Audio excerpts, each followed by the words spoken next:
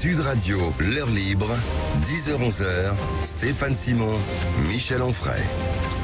Bonjour à tous, nous sommes ensemble et en direct pour l'heure libre, votre nouveau rendez-vous radio et digital en partenariat avec Front Populaire et Sud Radio tous les samedis entre 10h et 11h. Merci de votre fidélité. Nous voici donc partis pour une heure d'actualité vue par la lorgnette des souverainistes, qu'ils soient de droite, de gauche, de nulle part ou d'ailleurs, pour reprendre le slogan de la revue. Et je suis en compagnie aujourd'hui évidemment de Michel Onfray, mais aussi de Georges Kuzmanovic, ancien militaire, expert en sécurité géopolitique, fondateur de République Souveraine, et Maxime Le Nagar, rédacteur en chef à la rédaction de la revue, et nous serons rejoints tout à l'heure par d'autres invités. Aujourd'hui, nous allons parler des suites de la guerre en Ukraine avec un nouveau seuil franchi cette semaine. L'Allemagne va donc livrer des chars Léopard 2 et du coup la France sans doute des chars Leclerc à l'Ukraine. Est-ce que ces livraisons d'armes vont changer la donne? Nous allons en parler ensemble. Faut-il craindre l'embrasement, la troisième guerre mondiale? Nous parlerons de l'initiative de l'avocat Arnaud Klarsfeld, qui lance une pétition.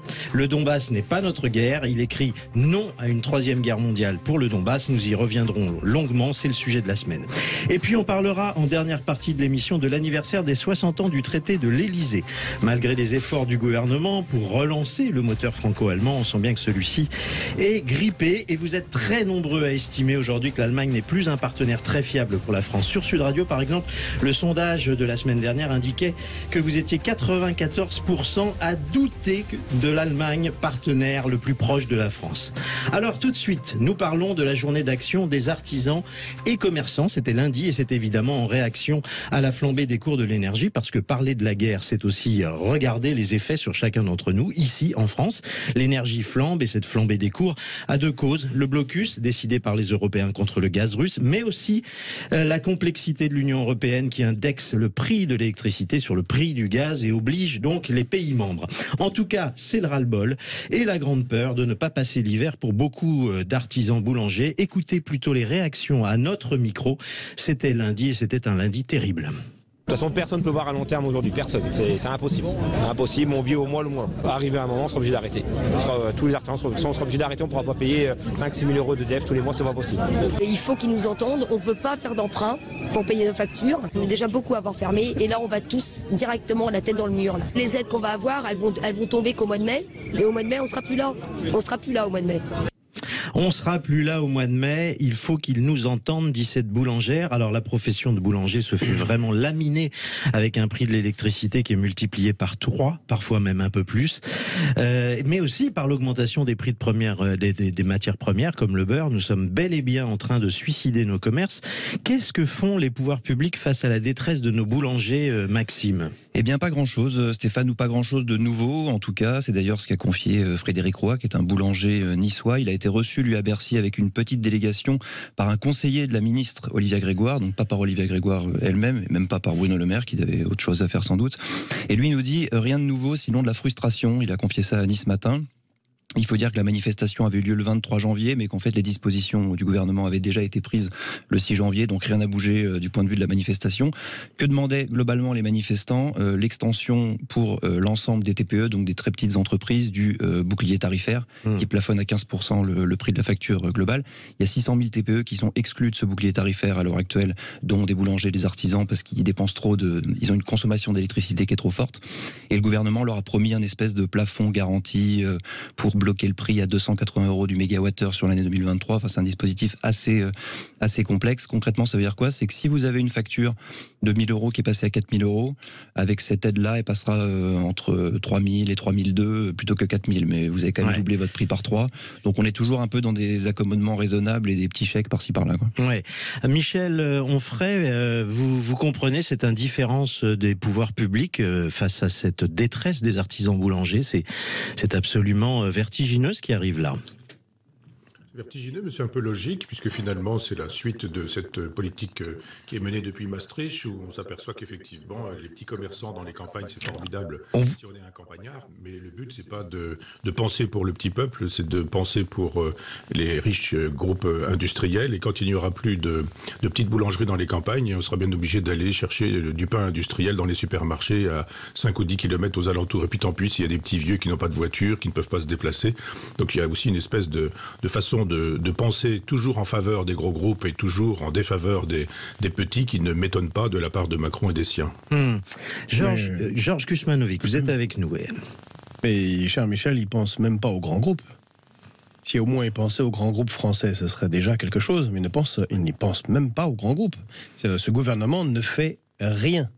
Ce gouvernement, dans cette situation, aurait dû, depuis très longtemps, revenir sur les accords absurdes imposés, comme l'a dit Michel, par l'Union européenne, par ces fanatiques de la doxa néolibérale qui veulent qu'il y ait soi-disant un marché libre et non faussé, alors qu'en fait, il n'est pas libre et il est absolument faussé. Donc il crée une situation où nous avons une production d'électricité, par exemple, qui est à 50 € du mégawattheure, et on l'a revendu jusqu'à 20 fois plus cher, et régulièrement autour de 600, 700. Donc on ne peut pas tenir longtemps le fonctionnement de nos entreprises, mais de toutes nos entreprises. Vous avez entendu Duralex a arrêté la production. Toutes les verreries ont arrêté les productions sur des grosses entreprises. Sopiquet, qui fait c'est important quand même d'avoir des conserves souveraines. C'est arrêté. Donc, et dans le même temps, on reviendra sûrement dessus, mais les Américains qui nous ont imposé cette situation, eux, ont une énergie pour leur entreprise qui est à 9 à 10 fois inférieure dans leur pays. Ce qui fait que des grands groupes industriels et des PME, TPE se délocalisent aux États-Unis. En Allemagne, on a par exemple BMW ou Volkswagen. Ce sont des symboles industriels colossaux et ils ne font rien. C'est-à-dire que c'est extraordinaire. Il y a une guerre en Ukraine qui surtend un problème sur l'énergie qui existait déjà avant, et il ne change pas un poil. Il ressemble, vous savez à quoi ? À ce que j'ai connu quand j'étais un peu plus jeune, mais que j'ai pu analyser après, à ceux qui étaient à la tête du Soviet suprême en URSS en 1987-88. Ils voient bien que ça va dans le mur, mais ils n'arrivent pas à faire autre chose. D'accord. C'est préoccupant. On peut redouter un krach de l'économie française, des fermetures à répétition et une économie totalement grippée qui se fait envahir ensuite de produits importés. C'est ça le scénario que l'on doit redouter pour le printemps qui arrive. Si ça continue de cette manière, oui, c'est le scénario à redouter. Effectivement, d'abord sur ceux les plus fragiles, les PME, les plus petites PME, les artisans, qu'ils soient boulangers ou autres. Tout le monde a besoin d'énergie. Un ébéniste ne peut pas fonctionner qu'au rabot, même si certains font très bien le travail à la main, mais à la fin, ils ne vont pas pouvoir tenir, tout simplement. Sans parler des transports. Vous avez bien vu les factures à la pompe. Donc non, on va droit dans le mur si rien n'est modifié. Et malheureusement, nous avons une classe politique, en particulier en France, qui prie. Il y a des gens qui vont aller à l'église, à la synagogue, à la mosquée, je ne sais pas où ils vont, mais ils prient. Et ceux qu'ils prient, c'est que... ça aille mieux par miracle. C'est que les Ukrainiens gagnent la guerre contre les Russes et que tout à coup, il y a un changement de régime en Russie et que tout à coup, les Russes nous renvoient du gaz à pas cher. Tout ça dans un espace-temps très court, ce qui est évidemment délirant comme manière de voir l'avenir. Absolument. Alors vous restez avec nous justement parce que nous parlons dans un très court instant de ce sujet pour nous qui est la guerre en Ukraine. On vient de voir ce qui se passe en France, c'est la grogne et bien paradoxalement cette semaine il y a des décisions politiques de livraison de chars Léopard 2, puis certainement Leclerc bientôt. Donc on soutient très fortement la guerre en Ukraine. Qu'est-ce que cela va changer ? Est-ce que l'on risque vraiment l'embrasement, la Troisième Guerre mondiale ? On en discute tout de suite sur Sud Radio. Sud Radio, l'heure libre, 10h-11h, Stéphane Simon, Michel Onfray. Retour à l'heure libre, je vous l'annonçais tout à l'heure, nous allons parler de la guerre évidemment et parler du feu vert de l'Allemagne à la livraison de chars Léopard 2 à l'Ukraine. Toutes les chancelleries européennes semblent être très satisfaites de cette décision. Du coup, la France, elle aussi, réfléchit à livrer des chars Leclerc. Les Américains feront don de leurs chars Abrams, les Anglais aussi, des modèles Challenger 2. L'annonce de ces livraisons très attendues par les Klein, évidemment, tend notre relation avec la Russie. Mais au fait, commençons par nous demander exactement ce que peuvent changer l'arrivée de ces chars, le char Léopard 2, le char Leclerc, le char américain Abrams. Je me tourne vers le spécialiste des questions de sécurité que vous êtes, Georges Kuzmanovic. Qu'est-ce qu'ils ont de si extraordinaire, ces chars ? Eh bien, ce sont de très bons chars. Deutsche Qualität. Deutsche Qualität. La particularité des chars Léopard 2, surtout, c'est qu'ils sont nombreux et qu'ils ont été produits en masse et qu'ils sont disponibles en Europe, donc proche du théâtre des opérations, et que c'est bien évidemment le meilleur char qui peut être transmis aux Ukrainiens, comparé à tous les autres. Ils ont des avantages technologiques par rapport à... Bon, les chars Leclerc, Léopard, Challenger 2 britanniques ou M1 Abrams américains sont d'excellents chars, mais ceux-là ont vraiment l'immense avantage d'être en masse, disponibles, avec des chaînes logistiques, avec des usines qui fabriquent des composants et des pièces mécaniques à côté des lieux de combat. En dehors de cela, je disais en rigolant Deutsche Qualität, mais il est reconnu comme un des meilleurs chars au monde. Il a des systèmes de visée et de tir qui sont très performants, dont la capacité entre autres de tirer en mouvement. Oui, parce que les chars doivent s'arrêter pour tirer. Là, il peut tirer en mouvement. À Cocorico, c'était une technologie inventée par Jet Industries il y a très longtemps, qui a d'abord équipé nos chars à nous. Et qui permet maintenant au Léopard 2 de tirer. Mais c'est pas la seule. Les caractéristiques techniques ne suffisent pas. Ce qui compte, c'est le volume de chars que vous mettez sur en place. Table. Si vous en mettez 20 face à la Russie, bon, c'est sympathique, mais ça n'ira pas très très loin. Si vous en mettez plusieurs centaines, les choses changent. Et puis, le char en lui-même n'est rien. C'est du combat interarmes. Donc, il faut un appui artillerie, il faut que vous ayez de l'infanterie derrière, il faut que vous ayez un appui aérien, soit sous forme d'avion, soit sous forme de missile. Ce n'est pas pour rien que Zelensky demande beaucoup de chars. Oui, il demande beaucoup de choses. Parce qu'il faut faire masse pour percer des défenses. Et ce n'est pas pour rien que maintenant qu'il a obtenu les chars, il demande et des avions et des missiles.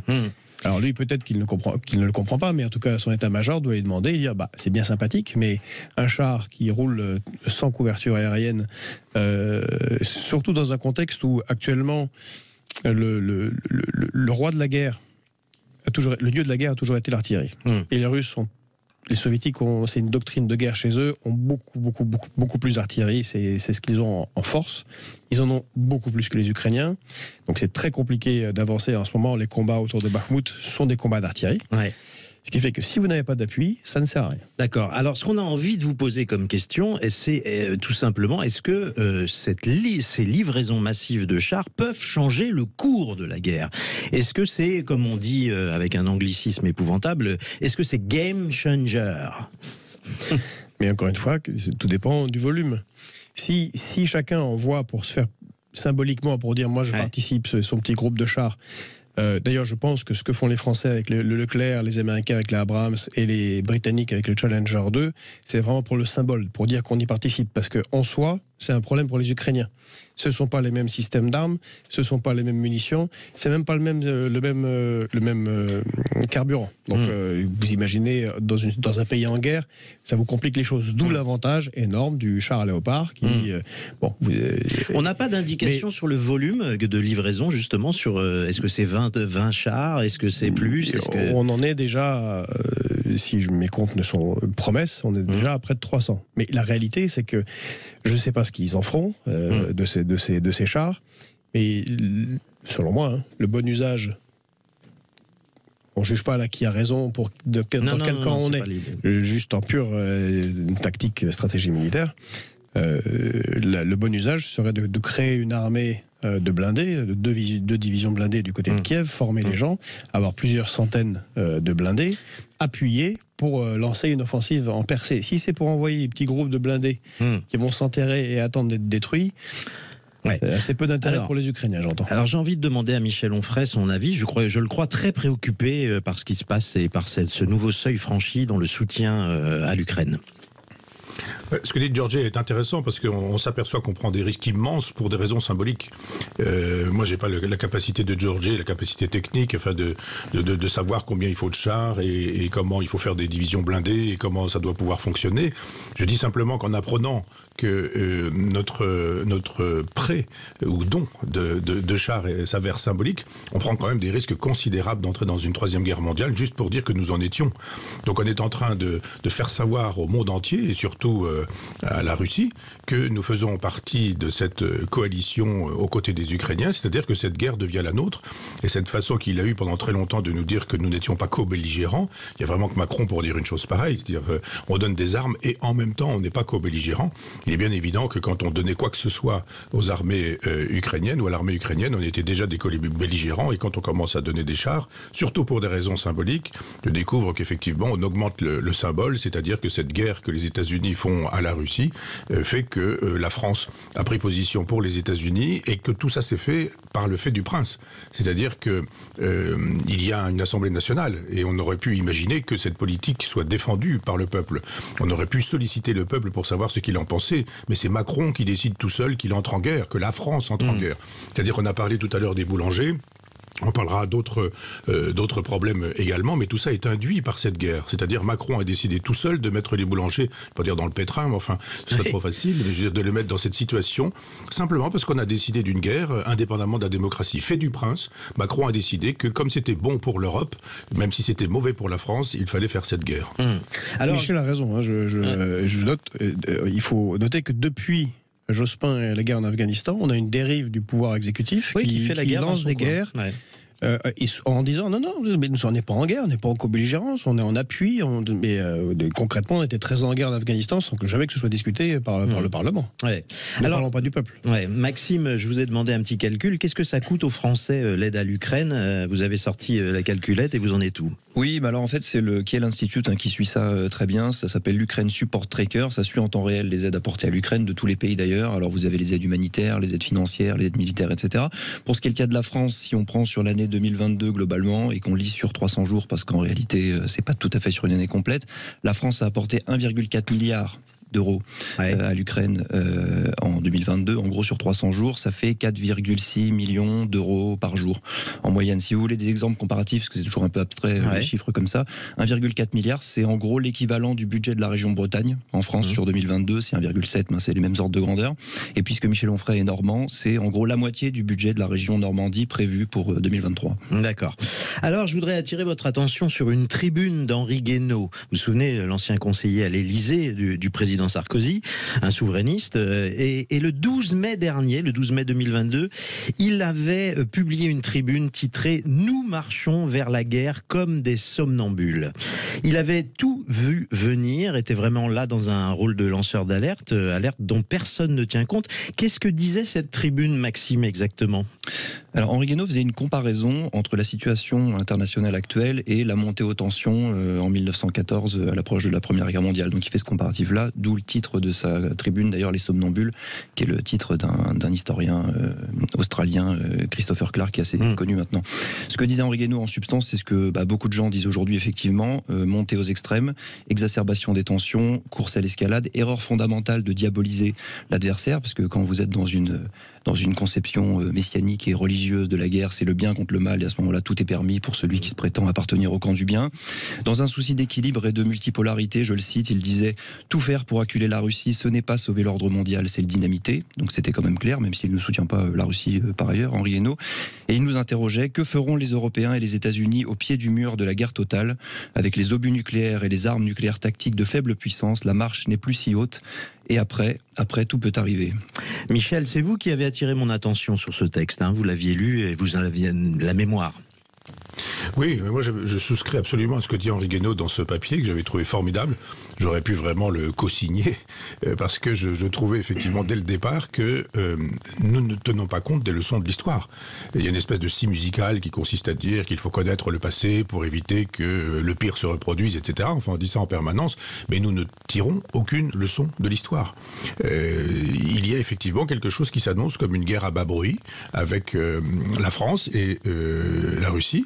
Et tout va dans ce sens, c'est-à-dire rien va dans le sens inverse. On n'a pas la possibilité d'avoir une antithèse ou un contre-propos qui nous permettrait de dire non parce qu'il y a en même temps des efforts de diplomatie, parce que la France pèse son poids, parce que il y a la possibilité aujourd'hui de faire intervenir des groupes qui pourraient être, je ne sais pas moi, la Turquie, la Chine, enfin j'en sais rien, les puissances, l'Inde bien sûr, surtout l'Inde. Et on voit bien effectivement qu'on avance doucement vers la catastrophe. Ouais. Une remarque et une réflexion. Très rapidement. chars. Oui, mais sur les chars, en fait, la France livre déjà des chars.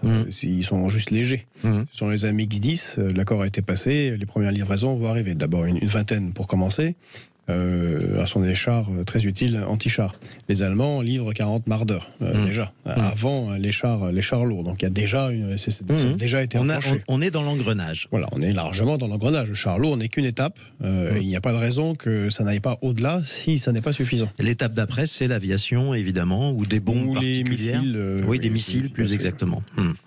Bon, je vous propose de nous retrouver dans un instant pour prolonger notre discussion sur la situation en Ukraine et parler de l'initiative de l'avocat Arnaud Klarsfeld, qui nous a fait savoir cette semaine que cette guerre n'était pas la nôtre et qui lance une pétition très claire pour consulter les peuples européens et dire non à une troisième guerre mondiale. Restez à l'écoute de Sud Radio. À tout de suite. Sud Radio, l'heure libre, 10h-11h, Stéphane Simon, Michel Onfray. Vous écoutez l'heure libre, le nouveau rendez-vous de Sud Radio, tous les samedis matins de 10 à 11h, en partenariat avec Front Populaire et Sud Radio. Nous parlons toujours de la guerre en Ukraine. Est-ce que l'on se dirige vers une troisième guerre mondiale? Je suis avec Michel Onfray et Georges Kusmanovic, ancien militaire, expert en sécurité, président de République Souveraine, Maxime Ledagar, rédacteur en chef de notre revue. Alors, cette semaine, nouvelle initiative, celle de l'avocat Arnaud Klarsfeld, qui est très préoccupé et qu'on ne peut pas, lui, pour le coup, suspecté d'être pro-Poutine, ni fasciste, ni peste brune, ni je ne sais quoi, ni quelle sottise dont les éditorialistes sont friands pour diaboliser tous ceux qui ne pensent pas comme eux, c'est-à-dire le soutien aveugle et inconditionnel à l'Ukraine. Eh bien, Arnaud Klarsfeld nous fait savoir cette semaine qu'il est contre, évidemment, une troisième guerre mondiale et appelle à la consultation des peuples européens. Tous les peuples européens doivent être consultés avant que l'Europe ne soit à nouveau dévastée. C'est sur change.org que cette pétition, qui a déjà recueilli à peu près 10 000 signatures, a été lancée. Maxime Lenagar, que nous dit exactement cette pétition? Alors, que nous dit cette pétition? Je vais vous le dire, Stéphane, elle est à 13 907 au moment où nous parlons, puisque nous sommes en direct et que j'ai le décompte sous les yeux. C'est une pétition qui part d'une désillusion chez Arnaud Klarsfeld. Il confesse assez tranquillement aujourd'hui que l'Union européenne était pour lui avant une garantie pour la paix contre la guerre. Vous savez, l'Europe, c'est la paix, etc. Et aujourd'hui, ce qu'il dit, c'est que manifestement, il faut bien reconnaître que l'Union européenne est plutôt belliqueuse sur ce dossier-là, notamment Ursula von der Leyen. 3 choses principales. L'Union européenne ne cherche aucun compromis dans la guerre entre la Russie et l'Ukraine, donc pas de diplomatie. Les peuples d'Europe n'ont pas été consultés pour cette croisade, entre guillemets, parce que ça y ressemble beaucoup. Et enfin, cette guerre n'est pas la nôtre, et c'est pour ça qu'on pourrait rentrer dans une logique de guerre mondiale, puisque personne n'a été consulté, que l'Ukraine n'est pas dans l'Union européenne, l'Ukraine n'est même pas dans l'OTAN, et que tous les peuples semblent effectivement co-belligérants dans cette croisade. Michel Onfray, vous avez lu et vu cette initiative d'Arnaud Klarsfeld, qu'est-ce que vous en avez pensé ? J'applaudis les deux mains, je trouve ça formidable qu'Arnaud Klarsfeld puisse avoir l'authenticité, la rigueur et la morale qui lui permettent de dire qu'il s'est trompé sur l'Europe et qu'il a été abusé, que de fait l'Europe qui se présentait comme une garantie pour le plein emploi, contre le racisme, l'antisémitisme, pour l'amitié entre les peuples, la fin et la disparition des guerres, etc., n'a évidemment pas tenu ses promesses et s'est même trouvé à l'inverse des promesses tenues. L'idée de dire aujourd'hui qu'on s'est trompé, c'est formidable, c'est déjà bien, c'est d'une grande honnêteté, c'est rarissime, d'une part, et d'autre part, de présenter ses arguments, c'est-à-dire de faire savoir que si cette guerre n'est pas la nôtre, on n'est pas pour autant un défenseur de Poutine. Donc je trouve que je vais de ce pas m'empresser de signer cette pétition. Ouais, sur change.org. Georges Kusmanovic, qu'est-ce que vous en avez pensé ? Alors, vous parliez tout à l'heure de l'article de Guénaud. Il se fait qu'il y a une semaine se tenaient les universités d'hiver de République Souveraine, et nous avions invité pour en débattre justement et Henri Guénaud et Emmanuel Todd, qui lui-même a fait une tribune qui a fait grand bruit dans le Figaro, et les deux tiennent les mêmes propos. Ce qui est intéressant, c'est que l'un est plutôt de gauche, l'autre est plutôt de droite, et ils disent qu'il faut arrêter cette escalade, car elle va nous mener, comme l'a très bien dit Michel, je ne vais pas répéter ce qu'il a dit, ce qui est tout à fait juste, vers le mur. Nous, je crois que nous sommes le premier parti politique à appeler à la France à sortir de la guerre, pour qu'elle reprenne son statut géostratégique gaulien, qui est d'être la nation pivot. Elle le peut, parce que nous avons une place au Conseil de sécurité de l'ONU, parce que nous avons l'arme nucléaire et que nous ne pourrons pas être attaqués, que nous pouvons protéger, y compris nos alliés européens. Nation pivot entre les Russes et les Américains, puisqu'en réalité, il s'agit d'une guerre entre Russes et Américains. Donc l'initiative de M. Klarsfeld est particulièrement bienvenue, très très courageuse, parce que dans l'ambiance médiatique, surtout médiatique, je tiens à le préciser, c'est surtout les médias, certains médias qui sont très bellicistes, ils ont totalement va-t-en-guerre avec des fous comme Monsieur Quatremer qui appelle à aller à la guerre alors qu'il a 67 ans et qui promet un avenir de feu et d'enfer à la jeunesse. Je veux pas dénoncer la concurrence, mais enfin on voit bien sur les chaînes LCI en particulier, c'est tous les jours de la propagande pro-ukrainienne. Mais ce qui est intéressant, c'est de savoir de quoi on parle. La guerre dont on parle, être focalisé sur le front en Ukraine, c'est vraiment le petit bout de la lorgnette. Et c'est une guerre globale, d'abord sur le plan économique. Il me semble que ça a été rappelé justement par Michel dans une autre émission il y a quelques jours sur le livre de Clausewitz, la guerre et la continuation de la politique par d'autres moyens. Or, les BRICS, depuis des années, souhaitent un monde multilatéral et non plus un monde dominé par les États-Unis et l'hégémonie du dollar. Ce qui se passe là est peut-être beaucoup plus critique pour les États-Unis que pour la Russie, même si c'est existentiel pour la Russie. Si les États-Unis à nouveau perdent, comme ils ont perdu après l'Afghanistan, après l'Irak, d'abord ça en met un coup à leur alliance de l'OTAN, mais surtout ça les met dans une situation où ils n'ont plus l'hégémonie mondiale. Voilà, et on voit ce qui se passe, contrairement à ce qui est dit de manière fausse sur beaucoup de médias, la Russie n'est pas isolée. Les 3/4 des pays du monde sont en très bonne entente. Je vais rappeler le chiffre. Non seulement sont Attendez, je vais rappeler le chiffre. 131 pays soutiennent l'Ukraine, certes, mais ce dont nul ne parle, c'est que les pays qui soutiennent la Russie ou ceux qui ne veulent pas soutenir ni l'Ukraine ni la Russie représentent 75% de la population mondiale. Donc l'Occident aligné sur les Américains est en fait très minoritaire dans cette affaire. Et puis surtout, il y a eu une défaite colossale pour les États-Unis. En mai, les Russes sont sortis le rouble du système international et en ont fait une monnaie de réserve indexée sur l'or et les matières premières, en particulier les hydrocarbures. L'ensemble des BRICS et de nombreux pays, je parle de l'Argentine, du Brésil, de l'Algérie, de l'Afrique du Sud, de l'Inde, de la Chine, les 3/4 de la planète se mettent à négocier, y compris l'Arabie Saoudite. Entendez ça, l'Arabie Saoudite accepte que l'on achète son pétrole avec des roubles. Ou alors passe des accords entre leur monnaie nationale saoudienne avec les Chinois ou ce qui est leur premier client maintenant, en yuan, hors du dollar. C'est la fin de la domination américaine, si ça continue. Et donc c'est ça qui est en jeu. Et on ne peut pas, moralement, sacrifier l'avenir de l'Europe et de sa jeunesse pour que le dollar reste la monnaie principale. On s'en fiche quand même. Et ça a été très bien dit tout à l'heure par Maxime. Rappelez, l'Europe c'est la paix, l'Europe c'est la paix, l'Europe c'est la paix. C'est annonné depuis 40 ans. Sauf que qu'est-ce qu'on a appris récemment ? C'est Madame Merkel qui l'a avoué en début décembre dans un journal allemand. Elle a dit, eh bien nous n'avons pas fait ce qu'il fallait dans les accords de Minsk II, c'est-à-dire les accords de Minsk II, c'était pousser les séparatistes de l'Est avec le gouvernement de Kiev à trouver un accord quelconque pour garder une Ukraine pacifiée. Nous avons juste gagné du temps pour armer l'Ukraine. Donc, et ça a été confirmé par François Hollande. Donc ces gens-là confirment que pendant 8 ans, ils nous ont entraînés dans le mur. C'est ahurissant. Et alors, tout à l'heure, vous disiez, Georges, que si la France prenait l'initiative à l'ONU de faire entendre une autre voix, nous étions en mesure d'imposer un autre... en tout cas, de réinviter tout le monde à la table des négociations. Oui, il faudrait un De Gaulle pour ça. On est loin du compte à l'Élysée en ce moment. Oui, mais en 2003, nous avions eu un Villepin qui avait fait, qui s'était, on se souvient de la France de Chirac, qui s'était interposé entre l'Irak et les Américains. Exactement. Et nous avons eu le pouvoir quand même de contrarier les projets américains en Irak. C'était le chant du cygne de l'indépendance française. Très très beau discours de Villepin. C'est exactement ce qu'on aurait dû faire dans cette situation, mais je vous rappelle qu'en 2003, M. Sarkozy ne nous avait pas encore remis dans le commandement intégré de l'OTAN et inféodé totalement aux États-Unis. Donc, je plaide à nouveau, justement dans cette situation de crise, c'est là que se prennent les grandes décisions.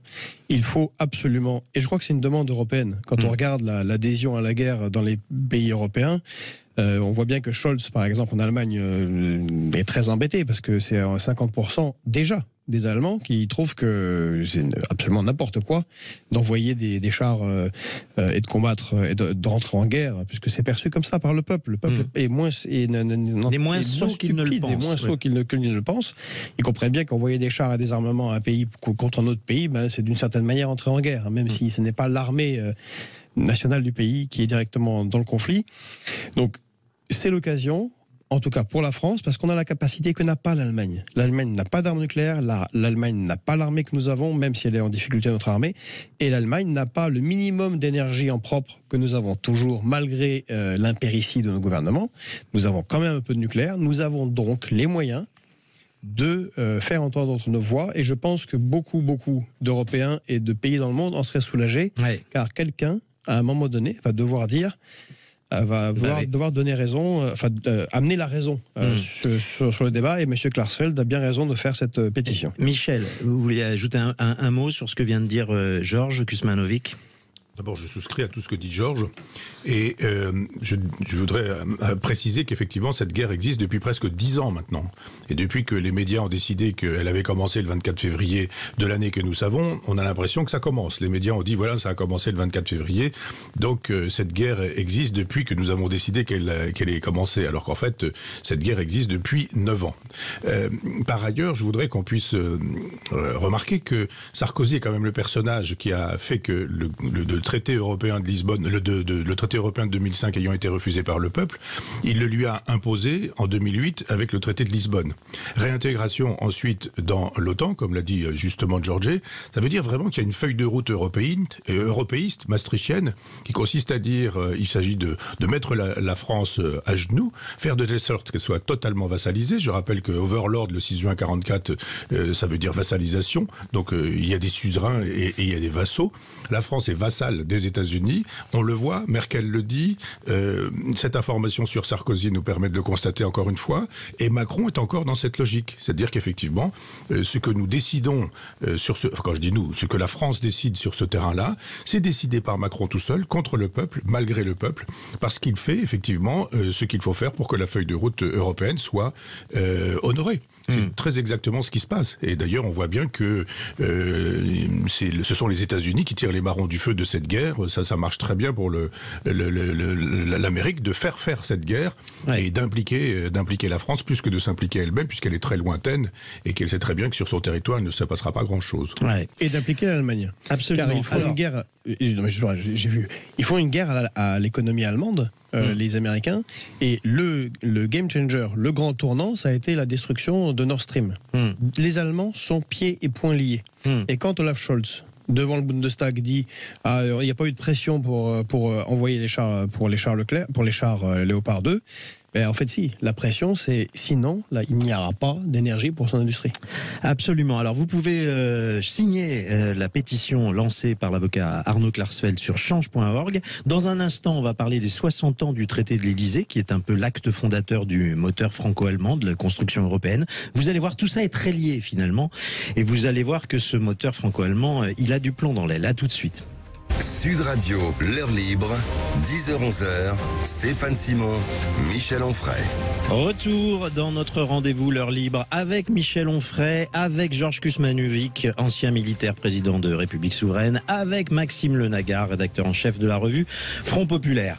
On revient sur une autre info, les 60 ans du traité de l'Élysée, signé à l'époque par le général de Gaulle et le chancelier Adenauer. Anniversaire récemment fêté, la semaine dernière pour être exact. Maxime, rappelez-nous d'abord ce que fut ce traité de l'Élysée signé en 1963. Ce traité de l'Élysée est un traité de réconciliation franco-allemand, tout simplement, signé effectivement en 1963 dans le salon Murat du palais de l'Élysée, précisément.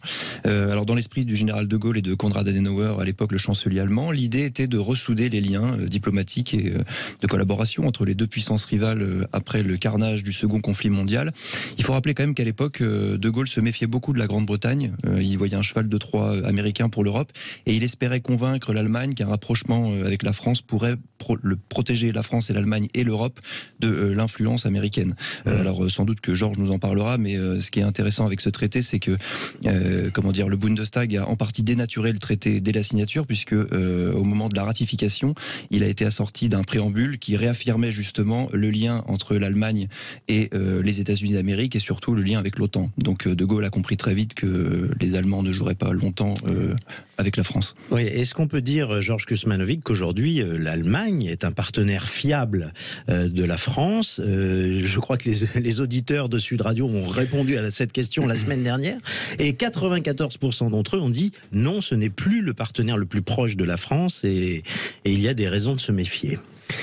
Mais je reprendrai le titre du livre de Feu Coralie Delhomme, regretté Coralie Delhomme. Le couple franco-allemand n'existe pas. Il n'a jamais existé que dans la tête des élites capitulardes françaises. Le terme même de couple franco-allemand n'a jamais été utilisé en Allemagne. C'est ça qui est partenaire, ce qui est beaucoup plus correspond à la réalité. Mais c'est intéressant parce que récemment on a commémoré. Scholz et Macron ont commémoré les 60 ans. Tout à fait, à la Sorbonne. À la Sorbonne, bon, c'est très sympathique, sauf qu'ils ont commémoré quelque chose qui est mort-né immédiatement. Et eux-mêmes sont les représentants de l'antithèse totale et absolue de ce que voulait le général de Gaulle. Alors, je rappelle quand même ce que voulait le général de Gaulle dans le traité de l'Élysée initial, qui d'abord est un traité qui vient après l'échec du plan Fouché, qui a été plombé par Jean Monnet et les Américains. Le plan Fouché, c'était les traités de l'Élysée, mais sur 6 pays de la CE. Donc, ils le ressentent sur l'Allemagne et la France. Il refusait la supranationalité européenne. Il pensait une Europe des États-nations, une Europe des nations, ce que nous on souhaite. Moi, je suis pour le traité de l'Élysée. Si on a un traité de l'Élysée, c'est la meilleure Europe qu'on peut avoir. C'est une Europe, c'est des États-Unis d'Europe. C'est ce que voulait De Gaulle, et ce n'est pas ce qui a été construit. Il voulait être autonome face à l'URSS et aux USA, et il souhaitait qu'il n'y ait aucune mention ni des USA, ni de l'OTAN, ni du GATT. Mais le préambule allemand, qui a été voté par le Bundestag, alors lui est extraordinaire parce qu'ils mettent dans le texte, ils écrivent étroite association entre l'Europe et les États-Unis d'Amérique. Dedans, voilà. Admission de la Grande-Bretagne, bon, ça a rendu De Gaulle évidemment furieux. Défense commune dans le cadre de l'Atlantique Nord. Donc c'est ce préambule du Bundestag qui crée la vassalisation là où De Gaulle voulait l'indépendance. Et je vais vous citer juste ce qu'en a dit monsieur Alain Pierrefitte dans C'était De Gaulle, parce que la phrase vaut le coup d'édite. De Gaulle disait « Les Américains essaient de vider notre traité de son contenu, ils veulent en faire une coquille vide. Tout ça pourquoi ? Parce que les politiciens allemands ont peur de ne pas s'aplatir suffisamment devant les anglo-saxons. Ils se conduisent comme des cochons. Ils mériteraient que nous dénoncions le traité et que nous fassions un renversement d'alliance en nous entendant avec les Russes. » Tellement ça va énerver le général de Gaulle. Donc on voit bien que ce traité de l'Élysée est mort-né, alors que c'était vraiment, je pense, la bonne voie pour l'Union européenne. Absolument. Alors Michel, vous pensez également, vous partagez ce point de vue, on a détourné la volonté du général de Gaulle initiale? Oui, bien sûr. Pour moi, le général de Gaulle est un grand souverainiste. Tous ceux qui se réclament du général de Gaulle aujourd'hui en n'étant pas souverainistes sont des menteurs, sont des hypocrites, sont des fourbes, sont des imposteurs. On ne peut pas imaginer que les républicains, par exemple, puissent se réclamer du général de Gaulle. Tous ceux qui ont voté oui à Maastricht ne peuvent pas se réclamer du général de Gaulle. Donc il y a un certain nombre d'individus qui n'ont vraiment plus le droit à la parole sur ce terrain-là, sauf à détourner une pensée, un penseur et la figure du général de Gaulle. Il y avait chez le général de Gaulle effectivement cette idée qu'il faut une Europe des nations. Alors Georgie a parlé tout à l'heure des États-Unis d'Europe. Moi je suis contre cette expression. D'abord on l'emprunte à Victor Hugo et on oublie que Victor Hugo utilise cette expression, mais juste pour dire que quand les États-Unis d'Europe seront fabriqués, ça nous permettra d'aller civiliser ces barbares que sont les Africains et que sont les Asiatiques. C'est vrai. Donc il faudrait très précisément dire à chaque fois qu'on parle des États-Unis d'Europe que le but de Victor Hugo, c'était pour aller coloniser ces crétins de jaune et de noir. Donc il y a un moment donné où il faut arrêter d'aller célébrer Victor Hugo pour les bêtises qu'il aurait pu dire sur ce sujet-là. Non, je suis pour une Europe des nations, mais je pense que Georgie aussi, c'est juste une question de langage. Oui, c'était hors célébration de Victor Hugo, je t'en rassure. Absolument, oui. Et je pense effectivement que ça reste d'actualité. Maintenant, la France et l'Allemagne entretenaient quand même des relations un peu compliquées depuis des années. Quand le général de Gaulle, qui sait qu'il est la France, et Konrad Adenauer, qui est l'Allemagne qui n'a pas collaboré, quand ils se rencontrent tous les deux, c'est une façon de dire il faut en finir avec les histoires qui nous ont opposés pendant tout le 19e siècle, pendant la guerre 14-18, pendant la guerre 39-45. C'est une façon de dire nous deux, on a quand même quelque chose à faire d'autre que de se faire la guerre. Voyons ce que nous pourrions construire. Et c'est dans cette configuration historique et idéologique qu'il faut replacer le traité de l'Élysée. Mais quand tous ces gens nous font l'éloge du traité de l'Élysée, c'est à se tordre de rire si c'était à pleurer, parce qu'il n'y a pas plus, destructeur du gaullisme, de l'esprit du général de Gaulle, de l'esprit de la lettre du général de Gaulle, que tous ces gens qui sont au pouvoir depuis Mitterrand en 83. Alors, Georges, il y a un autre couple... Si vous permettez, pardon, je dirais, depuis Giscard d'Estaing et peut-être même depuis Pompidou, on pourrait imaginer que le gaullisme est mort avec le général de Gaulle et que Pompidou n'a pas eu le temps de détruire le gaullisme, mais il commençait à le faire, et Giscard a vraiment fait ce qu'il fallait. Mitterrand a été de gauche pendant de mai 80 à mars 83. Par la suite, il est devenu giscardien, c'est-à-dire européiste, et ils l'ont tous été, les présidents de la République, depuis. Et on voit d'ailleurs que les élections sont ainsi faites que, quel que soit le personnage, au deuxième tour, il faut toujours Marine Le Pen présentée comme fasciste, et un candidat du système qui, lui, est un européiste, c'est-à-dire un anti-gaulliste forcené. Cette relation franco-allemande, Georges, est-ce qu'on peut dire qu'elle est évidemment totalement inscrite maintenant dans le projet unioniste, européiste, et est-ce qu'on peut dire qu'elle pousse à la roue de la guerre pour raccrocher à notre interrogation du jour ? Mais je crois que passer par le côté franco-allemand est mauvais. Quand de Gaulle, avec ce traité de l'Élysée, souhaitait qu'il n'y ait pas d'inféodation aux États-Unis, c'est là qu'il faut chercher le problème. Ouais. C'est l'inféodation aux États-Unis, que ça passe par l'Allemagne, la Grande-Bretagne ou la France. C'est là qu'est le problème et que le bas blesse. C'est que tant la soi-disant défense européenne que la construction européenne est pensée dans l'intérêt de l'hégémonie des États-Unis, en particulier sur l'Europe. Et on en voit les conséquences délétères aujourd'hui. C'est-à-dire que quand on regarde cette guerre, qu'on soit d'accord ou pas, les Russes agissent rationnellement. Ils peuvent se tromper et faire des erreurs, mais ils agissent rationnellement. Les Américains, pareil, agissent parfaitement rationnellement dans leurs intérêts. Les Ukrainiens agissent aussi, on peut se tromper, on peut être pas d'accord avec eux, mais agissent logiquement et rationnellement, ont des exigences logiques dans leur situation. Ceux qui courent comme des poulets sans tête et qui agissent absolument irrationnellement sont les dirigeants européens. Ceux qui sont à Bruxelles. Ils ne peuvent pas penser autrement le monde qu'en obéissant aux États-Unis, même si, visiblement, sous leurs yeux, il y a une inflation catastrophique. Ils ont des problèmes colossaux pour alimenter en énergie leurs industries et leurs petites entreprises. Qu'ils se retrouvent face à une dette incommensurable et que le peu qui leur reste de capacité, ils le détournent pour aller aggraver une guerre qui leur nuit en premier lieu. Dans ce contexte de guerre, il y a une autre relation qui est en train de prendre le lead, comme on dit, sur la diplomatie européenne. C'est le couple, entre guillemets, germano-polonais. On voit, alors ça, c'est vraiment une relation qui est totalement alignée sur les États-Unis, pour le coup. Oui, mais c'est plus compliqué. Les Polonais taillent des croupières aux Allemands, parce que les Polonais ont une grosse dent, vous l'avez remarqué, par rapport aux Russes, mais ils n'ont pas oublié les Allemands. Et ils sont tout à fait ravis des déboires industriels de l'Allemagne. Par contre, il y a un vrai axe qui est terrible.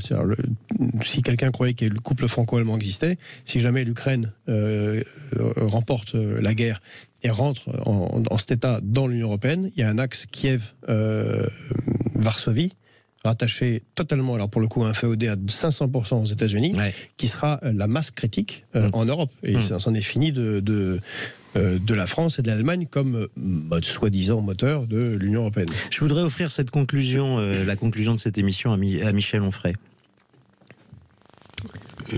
Sur quel sujet je conclus sur quel sujet sur ce sujet, sur ce moteur, sur cette relation franco-allemande, c'est 60 ans après le signé du traité de l'Élysée. Alors, Sur ce sujet, il y a quelque chose à dire qui est assez singulier, c'est-à-dire que la relation que nous avons à l'Allemagne, que nous avons vaincue avec les Alliés, notamment les Soviétiques, cette relation est assez particulière parce qu'on a l'impression qu'on est dans le syndrome de Stockholm. C'est-à-dire nous avons gagné et nous essayons de nous faire pardonner d'avoir gagné depuis des années. Cette relation que nous avons est quand même assez sidérante. Je crois me souvenir que le premier geste, qui est un geste lourd, de François Hollande le jour où il a été élu, c'est-à-dire il a dit le soir même, il n'y aura pas de fête, la France est dans un état qui exige qu'on soit sérieux et qu'on se mette au travail immédiatement. Mon premier geste est de prendre un avion et d'aller voir Angela Merkel.